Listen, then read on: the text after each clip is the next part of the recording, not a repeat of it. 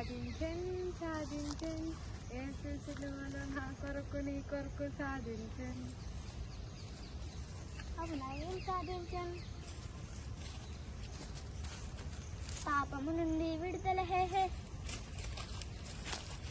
రోగము నుండి స్వస్థత హే హే, దారిద్ర్యం నుండి ఐశ్వర్యము, మరణం నుండి జీవము హే హే. సాధించెన్ యేసు సిలువలో నీ కొరకు నా కొరకు సాధించెన్. యేసు సిలువలో విజయాన్ని సాధించెన్. అవునా, అయితే ఇప్పుడు మనం ఎవరం? విడుదల పొందిన దానిని హే హే,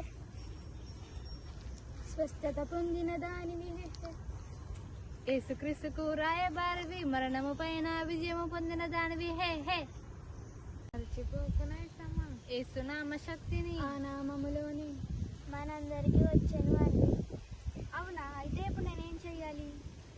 జయించు జయించు నీలో ఉన్న లోకాన్ని జయించు. జయించు జయించు నీలో ఉన్న శరీరాన్ని జయించు.